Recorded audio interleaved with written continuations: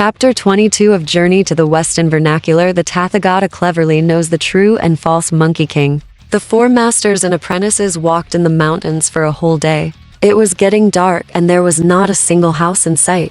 Wukong was anxious, so he raised his golden cudgel upwards, and the white horse carried Tang Monk and ran forward like an arrow off the string. Suddenly there was a gong sound, and a group of robbers rushed out of the woods beside the road, each holding a knife and a gun. Tang Monk was so frightened that he fell off his horse. When the robbers saw that Tang Monk had no money, they took off his clothes and took his horse. Tang Seng had no choice but to make up a lie, saying that the apprentice behind him had a few taels of silver, so the robbers tied Tang Seng to a tree. Wukong saw it from a distance, so he asked his junior brother to walk slowly, and he turned into a little monk and came to the master. The robbers surrounded Wukong, and Wukong deliberately teased them, saying that there were some valuable things in the baggage, and he could take them as long as he could let the master go. The robber agreed, picked up the bag and left. Wukong caught up with them and said that not only was there nothing valuable in the bag, but the robbers also wanted the robbers to divide the stolen gold and silver into 3 parts and give him 1 share.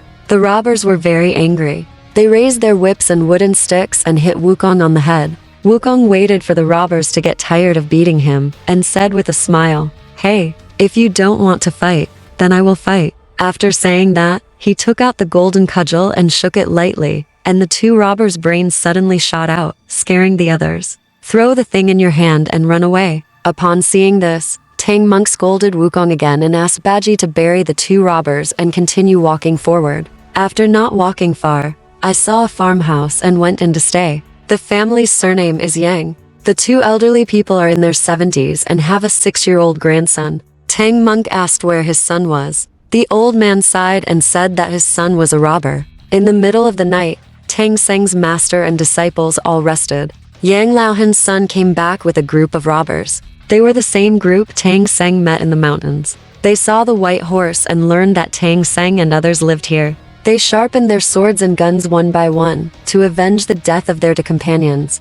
Old man Yang quickly asked Tang Seng and his disciples to escape quickly. They hadn't gone far when the gang of robbers caught up with them, slashing and poking at them with knives and guns.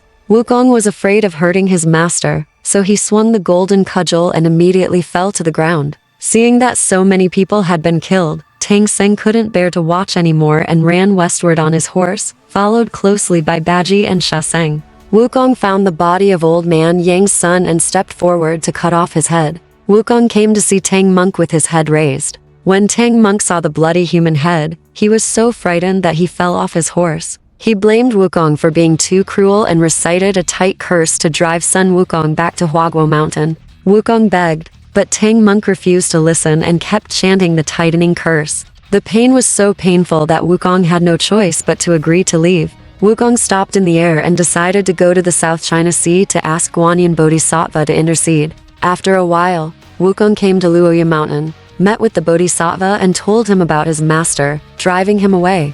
Guanyin asked him to stay temporarily, saying that Tang Monk would be in danger again soon and would come to him. After Tang Monk drove Sun Wukong away, he asked Bajie to lead the way. After walking about 50 miles to the west, he felt thirsty and hungry and asked Bajie to get some vegetarian food to eat. Bajie could also fly on the clouds. He jumped into the air and looked around, but he didn't see a single house. Tang Monk had no choice but to ask Bajie to fetch some water from an alms bowl to quench his thirst. After waiting for a long time for Bajie to come back, Tang Seng asked Sha Seng to hurry him up again. After Sha Seng left, Tang Monk heard a noise and looked back. It turned out to be Wukong kneeling by the roadside, holding a porcelain bowl and inviting his master to drink. Tang Monk was still angry, and said, "I would rather die of thirst than drink your water. You can go." After saying this, he ignored Wukong again. Wukong suddenly showed a fierce look, threw away the porcelain bowl, took out the iron rod, and hit Tang Monk in the back. Tang Seng immediately fainted and fell to the ground. Wukong picked up the 2 bundles in his hands, rode the somersault cloud, and immediately disappeared without a trace. Besides, when Bajie went to the south hillside to fetch water, he suddenly saw a thatched hut in the valley. He thought that it might have been blocked by the trees on the hillside, so he turned into a haggard-looking monk and walked forward to knock on the door. Seeing that he looked sick, the old woman filled a bowl full of leftovers for him. Bajie changed back to his original appearance and returned along the original road. On the way, he met Sha Monk again. The two poured the rice on the piece of cloth, scooped up a bowl of water with the alms bowl, and returned to the place happily. But he found his master lying on the ground unconscious. The two cried loudly, and Bajie suggested selling the horse to bury the master and then break up. Sha Seng was reluctant to leave. He picked up Tang Seng and cried for a while. Suddenly he felt the heat in master's nose again. The two of them massaged the master for a while. Tang Seng finally came to his senses and cursed, "That monkey wants to beat me to death." While drinking water, he told what happened just now. Bajie was about to go to Huaguo Mountain to get his baggage back, but Sha Monk advised him to make arrangements for his master first. So they went to the house where Bajie had just stayed and explained the situation. The old woman boiled a pot of hot tea and served them food. After the meal, Tang Monk ordered Sha Monk to go to Huaguo Mountain to find Sun Wukong to get the baggage back. Sha Monk rode the clouds and walked for 3 days and 3 nights before arriving at Water Curtain Cave in Huaguo Mountain. When he saw Sun Wukong sitting on the high platform and reading the passage over and over again, he couldn't help but asked him loudly why he did this. Wukong raised his head when he heard the voice, but said he didn't know him. He ordered the little monkey to catch Sha Seng, pull him to him and ask, "Who are you?" Sha Monk had no choice but to salute upward and beg Wukong to go back and go to the Western Heaven together to obtain scriptures. He also said that if he really didn't want to go back, please return the baggage to him. Unexpectedly, Wukong said that he would go to the West to learn Buddhist scriptures and become famous throughout the ages. Sha Monk said, "Without a master, how could Buddha teach you the true scriptures?"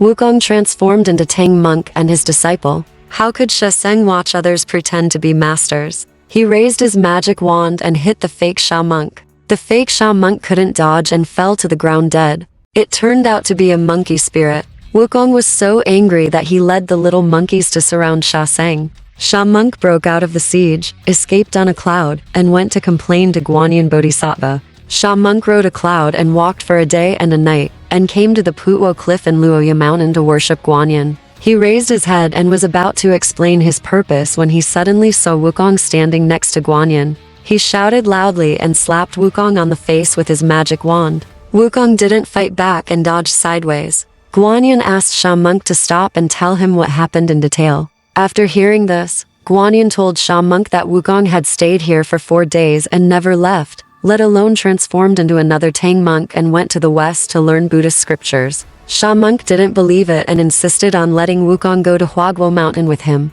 The brothers bid farewell to the Bodhisattva and left on clouds. Arriving at Huaguo Mountain, Wukong took a look into the water curtain cave, and sure enough he found a Wukong sitting on the stone platform, drinking and having fun with the monkeys. He looked exactly like himself. Wukong roared loudly, took out the golden cudgel, and stepped forward and cursed, "Where did the monster come from? How dare you turn into me?" The Wukong didn't answer. He took out an iron rod and started fighting with Wukong. It's hard to tell the difference between fake and fake. Seeing that Sha Monk couldn't intervene, Wukong asked him to go back and tell his master that he and the fake Wukong were fighting and walking to the South China Sea, and asked Guanyin to distinguish the true from the false. Guanyin and the gods couldn't tell the difference after looking at it for a long time, so they called Mucha and Shankai Boy to their side and quietly told them, "You each hold one of them while I secretly recite the tightening curse."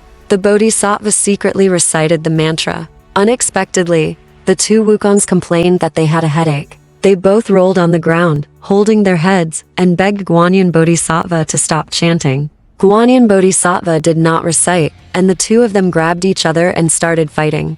The Bodhisattva said, "Back then, when you caused great trouble in the heavenly palace, the gods and generals recognized you, so you should go to heaven to tell the difference." The two Wukongs kowtowed together to express their gratitude. When the two Wukongs came to the sky, the gods looked at them for a long time and couldn't tell them apart, so they came to see the Jade Emperor. The Jade Emperor sent an order to King Li Tian of Tota to bring the demon mirror, shine it on them, and then distinguish them. Unexpectedly, there were two shadows of Sun Wukong in the mirror. The golden hoops on their heads and the clothes on their bodies were exactly the same. The Jade Emperor had no choice but to drive them outside the palace. The two Wukongs walked out of the west gate, shouting to see their master. At this time, Sha Seng had already returned and told Tang Seng what he saw and heard in detail. Only then did Tang Seng realize that he had wrongly blamed Wukong. At this time, two Sun Wukongs were already fighting in front of them. Sha Seng came up with an idea. He and Bajie each pulled a Wukong in front of Tang Seng and asked the master to recite the tightening curse.